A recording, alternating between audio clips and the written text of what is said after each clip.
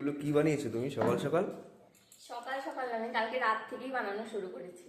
কি বানিয়েছো এগুলো? এই কি যে দুটো হচ্ছে পাশ বালিশ, এটা দুটো পাশ মাথার বালিশ? বালিশ, আর এটা সাজানোর জন্য একটা বালিশ। আর এই ছোট্ট কিউট বালিশটা বানিয়েছি, আমি ভাবতে পারিনি এটা আমি বানাতে পারবো। আর এই বালিশ কিন্তু আমি ফার্স্ট টাইমই বানালাম, তাও মাধবের কৃপায়, মাধবের ইচ্ছায়। আমার ইচ্ছে হলো না, আমার নিজের হাতেই কিছু আমি তৈরি করে দেবো। এই সিংহাসনের জন্য যা যাই হবে বেশিরভাগ আমি নিজের হাতে করার চেষ্টা করবো। মানে মাধবের জন্য একটা মাথার বালিশ, হ্যাঁ। পাশ বালিশ। ওই দেখি সাজাও, দেখি কিরকম লাগে দেখি। এটা এরকম হবে, তারপরে এটা এরকম, সবটা কিন্তু আমার নিজের হাতে। হ্যাঁ, এই যে দেখো। তো বাহ, এরপর আমার ব্লু কালার একটা ইচ্ছা আছে, কারণ রাধারানীর ব্লু কালার খুব পছন্দ। তো আমি ব্লু কালার ভেলভেটের কাপড় এনে আবার একটা তৈরি করব সেট।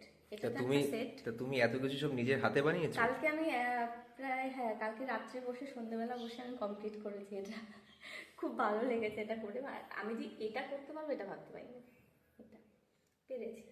ওটা কি জিনিস ওটা তুমি যেটা হাতে দেখালে? এটা হচ্ছে ফুলের মতো বালিশগুলো হয় না, নতুন বেরিয়েছে ঘর সাজানোর জন্য। এটা ফুলের মতন, তাই তো? হ্যাঁ, এটা ফুলের মতো দেখো। তো আমার কাছে বেশি কিছু ছিল না, এটা আমার একটা কানের স্টোন ছিল, সেই স্টোনটাই মাঝখানে বসিয়ে দিয়েছি। এগুলো কিনতে হবে।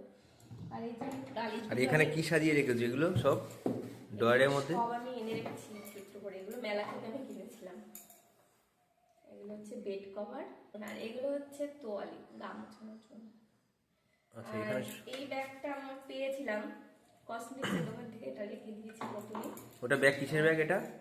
এটা ওই কসমেটিক্সের দোকানে গেছিলাম, তখন কিছু জিনিস কিনেছিলাম, তখন এটা আমাকে দিয়েছে, ফ্রি দিয়েছে।